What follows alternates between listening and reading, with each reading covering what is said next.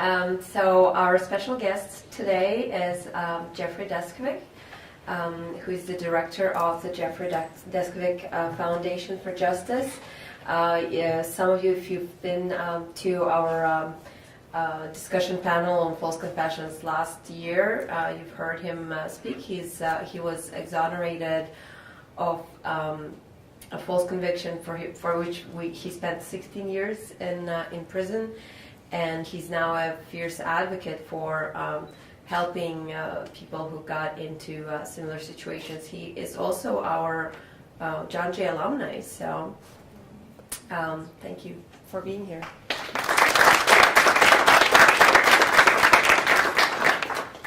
Always, it was exciting to come back to John Jay. I got a master's degree here, and my master's thesis was written on the causes of wrongful conviction, as well as the changes in the system that are needed in order to shore up those deficiencies that lead to wrongful conviction. So what I'm going to add here tonight is perspective of an advocate. It's kind of like an applied science, so I want to differ a little bit and offer something additional that wasn't mentioned by the prior panelists, although there may be a little bit of overlap of material. So I think the first thing that's important to ask ourselves is how frequently do wrongful convictions happen? We're here talking about misidentification, the leading cause of wrongful conviction at 75% of the DNA exonerations, as Professor Dicer mentioned.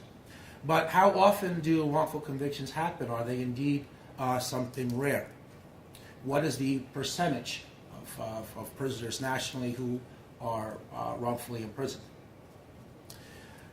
So I wish that wrongful convictions were rare. Unfortunately, they're not. They happen at a much more frequent clip than what most of us in society are aware of. Last year, 149 people were exonerated nationally. The year prior to that, 139 people were exonerated. And then in 2012 and 2013, 91 people were exonerated in each year, respectively. The registry, of course, mentions more than 1,900 exonerations. We had the 347 DNA-proven wrongful convictions. What is the percentage of wrongfully convicted people across the country? Well, obviously, you can only count people who are exonerated. We can't count the wrongfully convicted people that we're not aware of.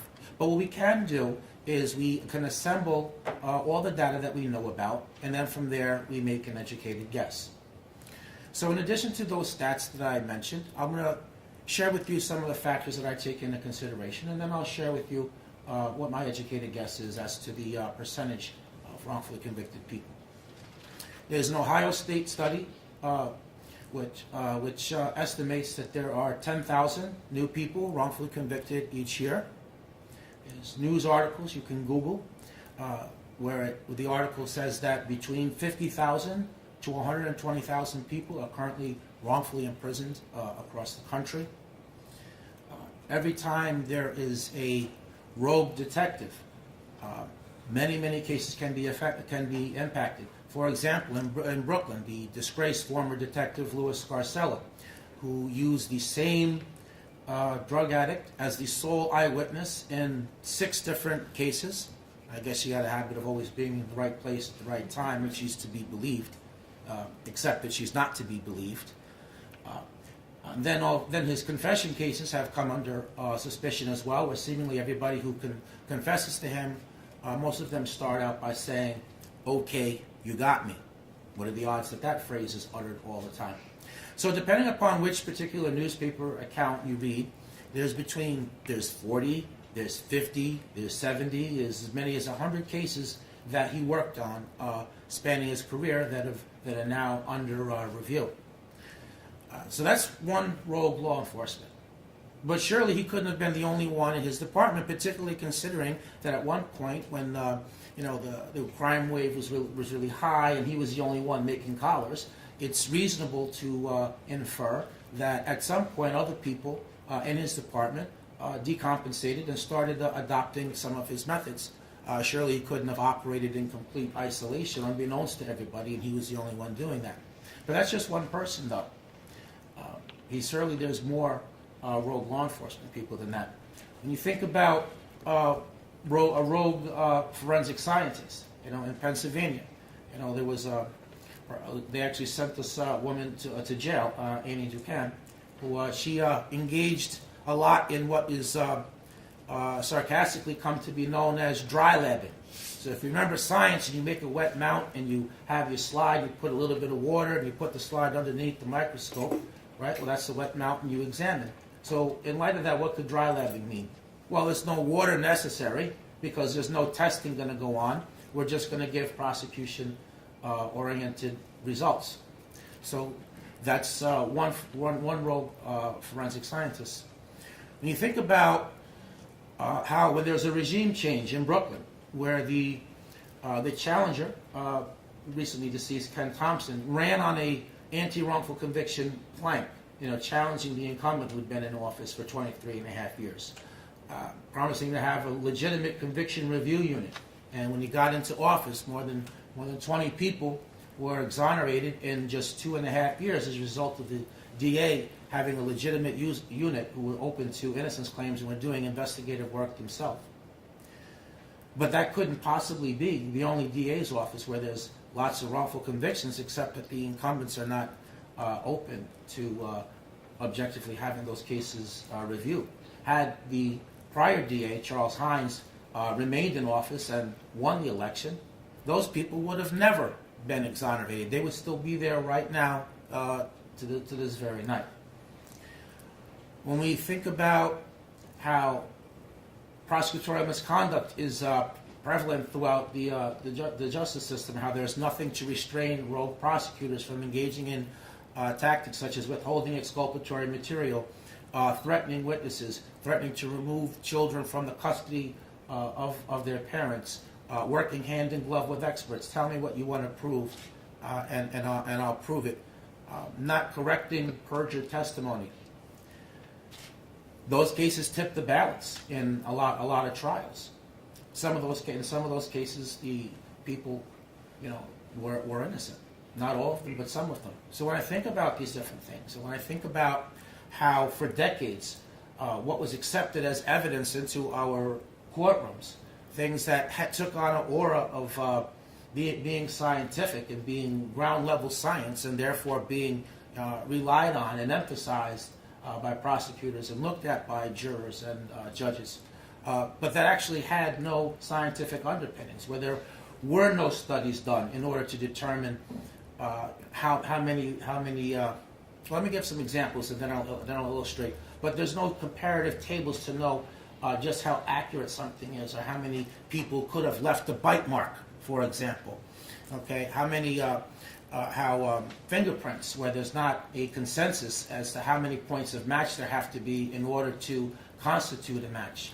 How dog scent testimony, which is my favorite, it would be really laughable, except for the fact that, for decades, this went on in courtrooms as evidence, which helped to convict people, in which an item from a victim or a crime scene is given to a dog, and the dog smells it, and then an item from a suspect is given to the dog to smell. And if the dog barks, then that means he recognized the smell. Again, it would be laughable, except that went on for decades. Bullet lead analysis, where the pretense is that we can tell from chemical composition, where a bullet was actually manufactured from, and trace that to the store where it was shipped to and sold, and then from there to a person who purchased the box of bullets, where FBI agents came into court and the experts and were testifying how clear and how certain it was that the bullet had to have been fired from a particular gun. They did that for 20 years. All the while, there were memos, circulated that wasn't scientific. So when I think about all these things, and I think about how 13 people that I personally did time with, who were exonerated either before me or after me in the course of my 16 years, when I put it all together, I think that the percentage of wrongfully convicted prisoners is 15 to 20%. I think that what we have is the iceberg effect, in the sense that what we see above the surface going on is just a fraction of that larger whole.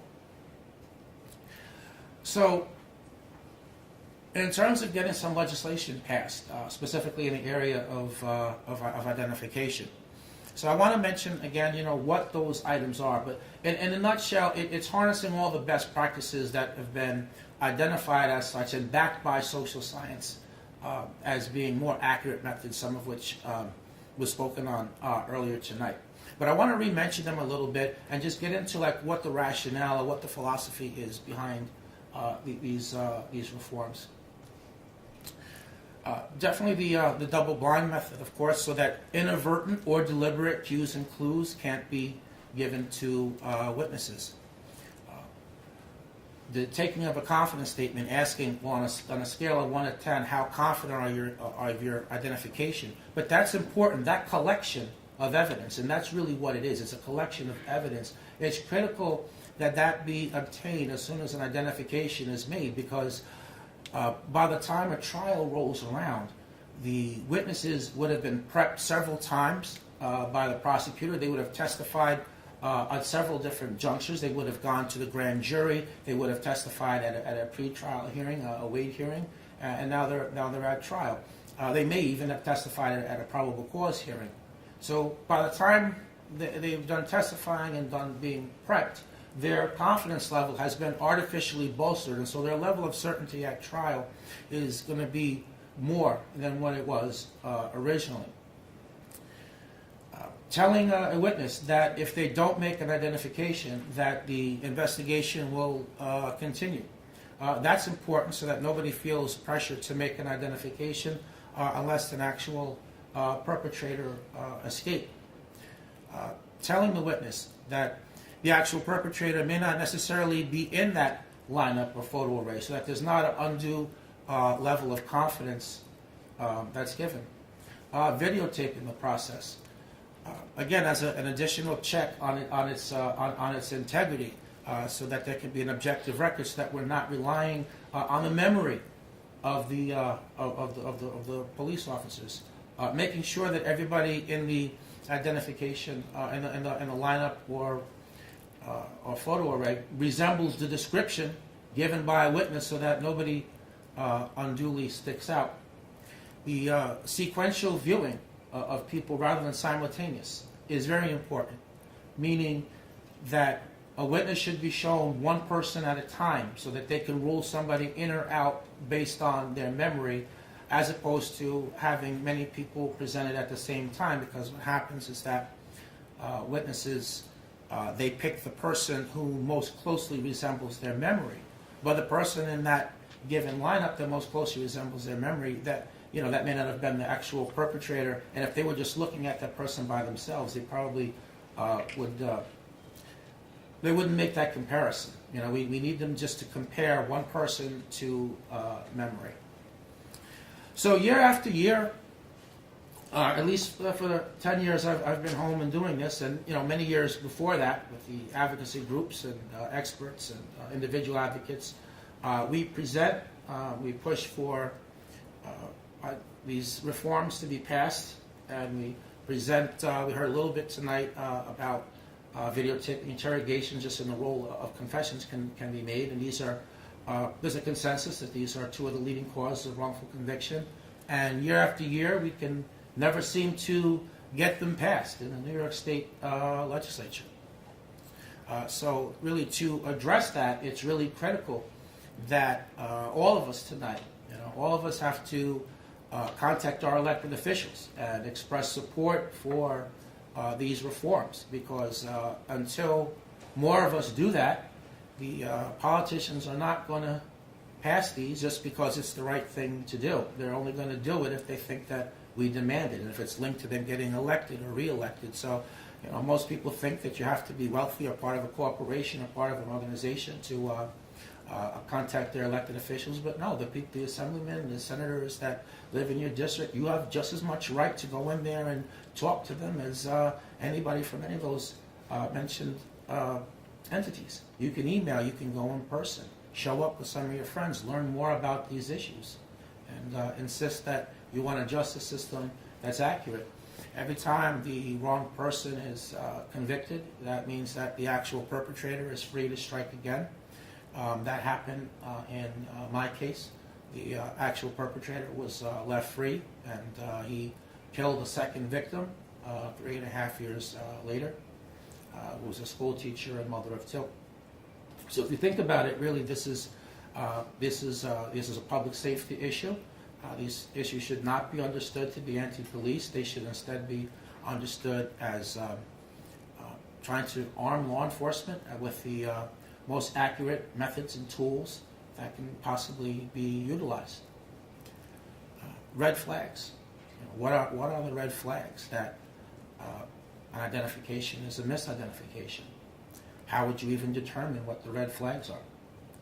Well, in the DNA exonerations, we have a body of data that we can look at. We're sure that the people actually are innocent because they've been exonerated through DNA evidence, whereas in the non-DNA cases, sometimes whether it can be argued, it's kind of subjective sometimes. It's not as scientific, and so somebody who wants this current system to just remain in place could dispute whether or not certain cases actually were innocent cases, and therefore just attack the data that's used.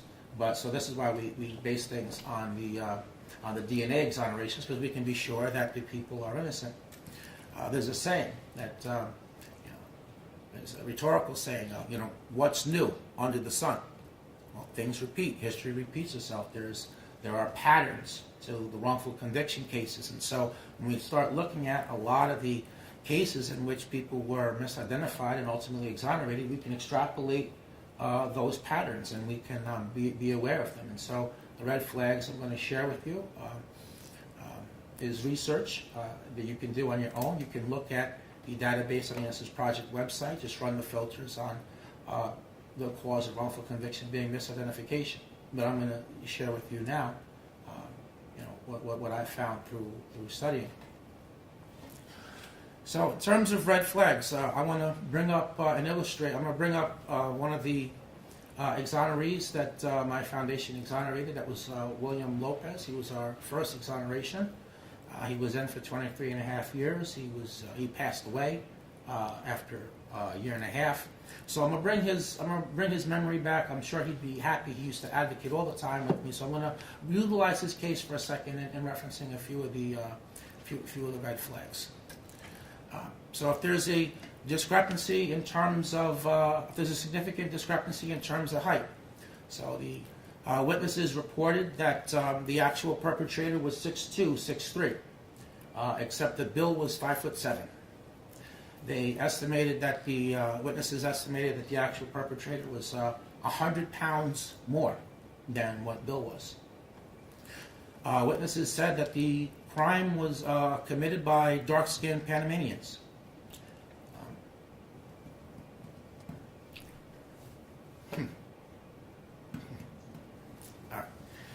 Bill was a light-skinned Puerto Rican. There's wrongful conviction cases caused by misidentification where 911 callers identified a perpetrator as black, except that the defendant, the person who the cops arrested, was Spanish. There's cases where it's the other way around, where initial reports that somebody is Spanish, but the person who the police have arrested is black. Those are obvious red flags. The Fernando Bermudez case, where Mr. Bermudez was misidentified, I believe it was 4 or 5 people misidentified him, where he did 18 years in prison. In a Manhattan case, right here where the school is located at this very city. Red flags from his case in terms of misidentification. Well, the witnesses were allowed to speak to each other. Obviously that's going to impact on who somebody selects. Each witness is supposed to make an identification based on their own memory, unassisted by anyone else. In the videotape, in his case, the officer is walking with a folder in his hand with the photo array in it. He's going to put it on the table in front of a witness. The folder has not yet been opened, and he's already asking the officer to confirm for him. Is my memory correct on this here? It's number 3, right? it's number 3. Well, why did he say that? What happened before the camera started rolling? So any situation like that, cross-racial identifications are particularly problematic. So that could be a red flag. Definitely the show-ups, which was mentioned before. That's another red flag as well. So what are our most important takeaways as I wind this down? I think that it's really important to everyone to understand that identification is the least reliable form of evidence. We have to contact our elected officials. It's critical that we pass in the law. We need to have better discovery procedures. It's ridiculous that somebody prosecuting a lawsuit has greater discovery than somebody who's facing criminal charges in the first place. We need to have automatic discovery. I say 3 A's for the DAs. All the evidence automatically at the arraignment, so both sides can have access to the same information. Jury service. Many people want to get out of jury service, but that's really the highest civic calling. It's one of the highest civic callings that we have as citizens. It's very critical that people serve on juries and that they really scrutinize cases that the prosecutors bring and that hold them to their burden of proof. If they prove guilt beyond a reasonable doubt, vote that way. No one wants criminals released. But on the other hand, if they haven't proven that, then you have to vote not guilty. If they haven't convinced you, don't switch your vote. My jury was 11-1 to convict me. The last juror caved in because the other jurors pressured him and said, because they sent a note out asking the judge, are we going to be sequestered over the Christmas holiday if we can't come up with a verdict? By that point, they had been deliberating for 2.5 days. And when they got the note saying that, yes, they would be sequestered, and they all wanted to get out of there and just go home to their families and have Christmas dinner and celebrate the holiday. And so they switched the vote, and I went home and celebrated the holidays and had Christmas dinner and everything else 16 years later. So with that, let me just acknowledge super quickly a couple of special people in the room. I'd like to acknowledge first Anthony DePippo, who has come up for a brief second. You can come up with me for a minute. But, Anthony is home for like 3 weeks. He was wrongfully convicted not once but twice before ultimately being acquitted on the third trial. So I wanted to acknowledge you and just ask you just super quickly, just if you want to give a quick thumbnail on your story. All right. In 1996, I was charged with the rape and murder of a 12-year-old girl. And I was tried and convicted, and my first jury convicted me within 5 hours. It took me 16 years to finally get another trial in which I was supposed to be allowed to offer proof of another man's guilt. That man was Howard Gombert. He is the man that was actually responsible for killing the girl in my case. He has a criminal history of what they call tying up bondage. He was using these restraints, which was found attached to the girl in a wooded area. Most of the people against me have recanted. 3 of the 4 people in the informant that falsely accused me. He said he made the story up. 2 of the 3 people that he falsely accused as being a witness to the actual murder, which by its very nature, rape seldom has third-party witnesses, recanted, leaving 1 witness. She continued to testify against me. The 3rd trial, I tried to present my proof against Howard Gombert. The judge blocked it. Even though the appellate division ruled I was supposed to be allowed to have this proof. It took me another 4 years in prison, and then I finally got another reversal. The Court of Appeals, the highest state court. People versus DePippo, I don't know if any of you are interested, you can look it up. DIPI-PPO. Finally said I'm allowed to present this proof. And I did, and last month I was acquitted within less than 6 hours. It took 5 hours to put me in, almost the same time to let me go home. And I'm very grateful for guys like Jeff, who is a legend in my mind. And I don't think anybody cares more about wrongful conviction than this man here. And I really appreciate all of you. Thank you.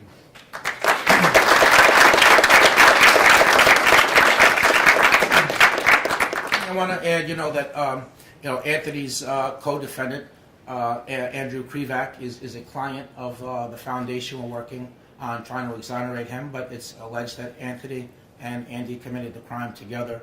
Andy has never had a chance to present evidence of this alternative suspect, the serial rapist with the same MO as the victim in the case, and he should be home too. It's ridiculous that they say that you work together and you're free, and he's not, and it's really the same evidence as against the both of you, largely, with the exception that in the Krivak case, the same detective who coerced the false confession out of me, utilizing the polygraph, is the same witness who did the same thing to Andy Krivak. So he's just as innocent as Anthony. And we're bringing him home.